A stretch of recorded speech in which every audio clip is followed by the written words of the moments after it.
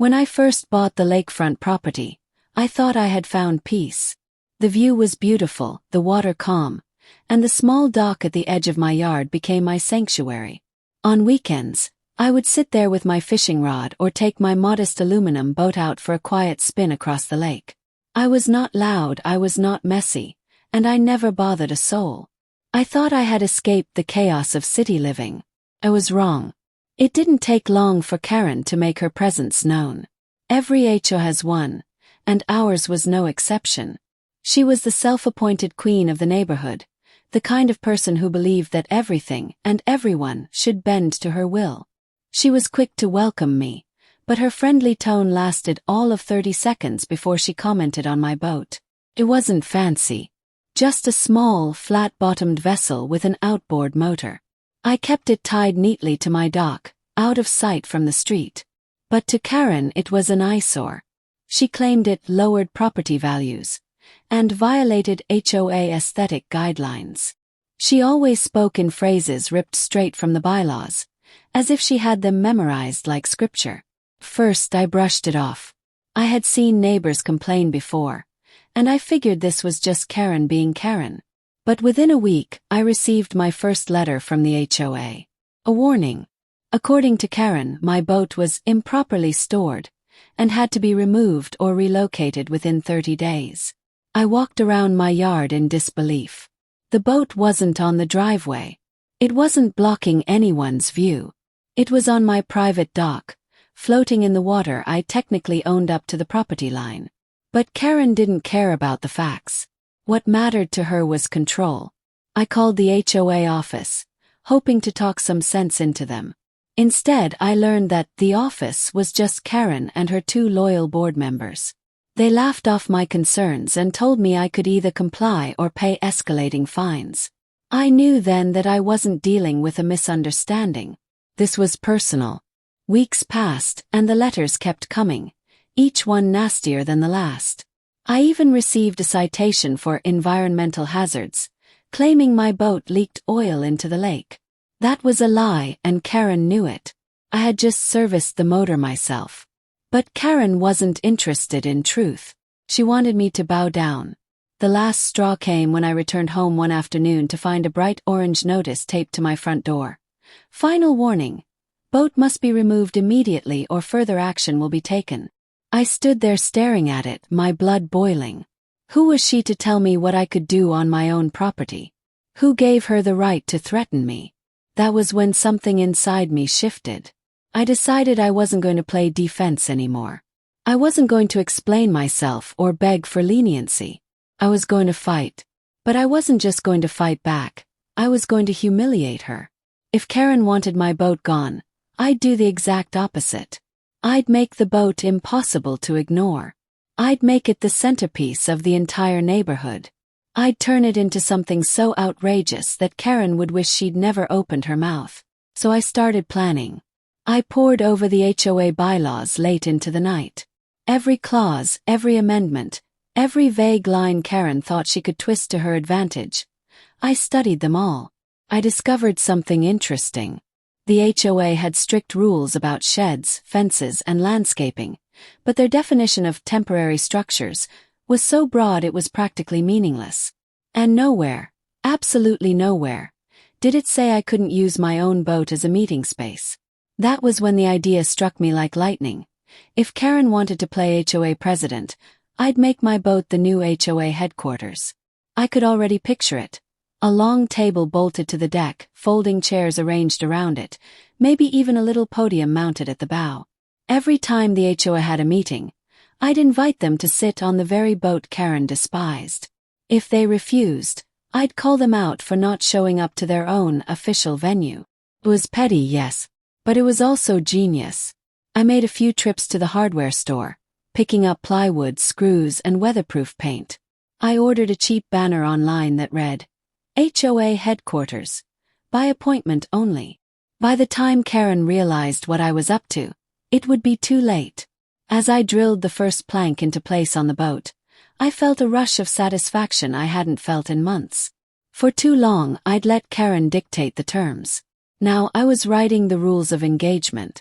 The boat that had been my quiet refuge would soon become my loudest statement. I knew this would infuriate her. I knew she'd come storming down to my dock with more letters and fake citations. But I also knew the law was on my side, or at least vague enough that I could argue it was. And that was all I needed. What I didn't know was just how far Karen was willing to go. What started as a petty HOA squabble would soon spiral into a neighborhood war, with Karen pulling every string she could find to crush me. But I wasn't scared anymore. I was ready. And my boat was ready too. As I tightened the last bolt and stepped back to admire my work, I couldn't help but smile. This wasn't just a boat anymore. It was a statement. It was a challenge. And Karen had no idea what was coming. The next HOA meeting was in 2 weeks. Plenty of time to finish the transformation. And plenty of time for word to spread. If Karen wanted to play games, she had just met her match. The transformation was complete by the end of the first week. My simple fishing boat no longer looked like a weekend toy. With fresh white paint, a sturdy plywood table bolted down, and 6 folding chairs tied neatly in place, it looked absurdly official. The banner reading HOA Headquarters, by appointment only, flapped proudly from a small pole at the stern. Anyone walking by could see it from across the lake. Neighbors noticed immediately.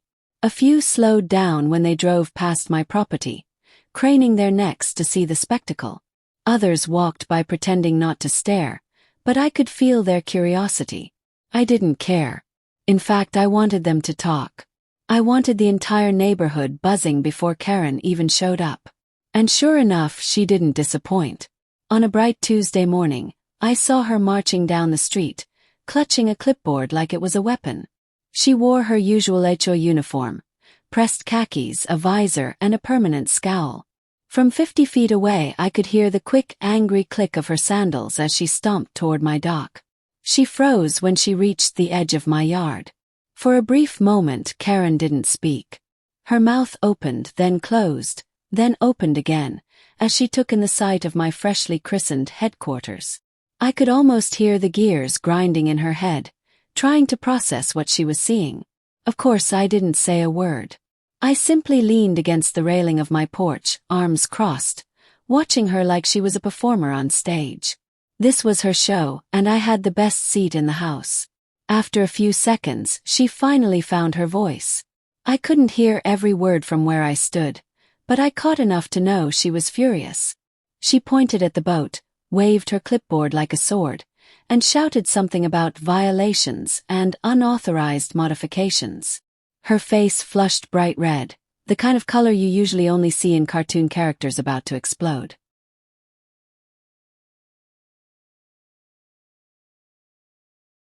But yelling from the street didn't do her much good. She had to walk onto my property to get closer, and I knew she wouldn't dare without backup. Karen lived for control, but she hated confrontation where she wasn't guaranteed to win. Instead, she stormed off, probably to draft another one of her infamous letters. By the next morning it arrived. This one was longer than the others, 3 full pages stapled at the corner, covered in legal-sounding nonsense. She accused me of everything from unauthorized construction to operating a commercial facility on residential property. According to Karen, my boat now posed a safety hazard and could encourage unwanted gatherings. She gave me 72 hours to remove all unauthorized fixtures. I almost laughed. Nowhere in the letter did she quote an actual rule I'd broken. She just layered threat after threat, hoping I'd fold under pressure. But I'd done my homework. I knew the bylaws inside and out, and everything I'd done was technically within the gray areas. That was the beauty of it. Instead of responding, I doubled down. I added solar-powered lights around the boat's edges, so it glowed softly on the water at night. I put a small lockbox on the table with a sign that read, HOA suggestion forms. Drop here. I wanted Karen to see that I wasn't scared of her letters. I wanted her to know I was only getting started. The neighbors loved it. A few even stopped by to tell me how hilarious it was. Some had been victims of Karen's harassment themselves, fined for planting flowers that weren't on the approved list, or written up because their trash cans sat at the curb too long. My little stunt became a symbol of quiet rebellion, and people were secretly rooting for me. By the end of the week, word spread that Karen planned to show up at the boat during the next official HOA meeting to inspect it. That was perfect. I wanted her there. I wanted her to sit on one of those folding chairs and glare at the banner above her head. But I underestimated just how far she would go. The night before the meeting, I noticed strange lights near my dock. At first, I thought it was just kids messing around, but as I stepped outside, I saw two men in dark clothing walking away from the boat. When I reached the dock, I found scratches along the hull and one of the chairs missing. They hadn't done serious damage, but the message was clear. Karen was escalating. I reported it to the local authorities, but they shrugged. No witnesses, no proof, they said. Typical. In a small HOA-run neighborhood, these things rarely made it to court. That only fueled my determination. The next day, the HOA meeting went exactly as I hoped. Karen arrived with her board members in tow, trying to act composed, but I could see the anger burning just beneath the surface.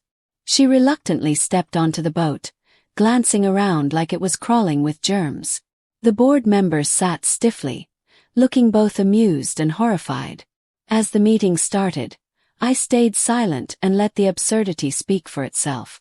Every time Karen tried to complain, I gestured to the table and said nothing. Neighbors gathered on the shore to watch the spectacle, whispering and chuckling as Karen tried to maintain control. It was the first time I'd seen her look truly cornered. By the end of the meeting, she was shaking with frustration. She made a vague promise that action would be taken against me soon. But I didn't care. I had already won the first round. The neighborhood saw that Karen could be mocked. She wasn't invincible. And that terrified her more than anything. As the sun set that evening, I stood on the dock, staring at my glowing boat. This was no longer just about me or a silly HOA rule. This was about standing up to a bully who thought she could push anyone around. But I also knew Karen wouldn't take this humiliation lightly. The scratches on the hull had been a warning. Whatever she planned next would be worse. And I was ready for it. Karen tried everything, fines, threats, even vandalism, but the bylaws shielded me. My HOA boat headquarters became a neighborhood legend, exposing her bullying to everyone. Support for her collapsed, and by the next vote, she was removed from the board. I kept my boat, my dock, and my peace. In the end, Karen's crusade sank while my little aluminum boat stayed proudly afloat.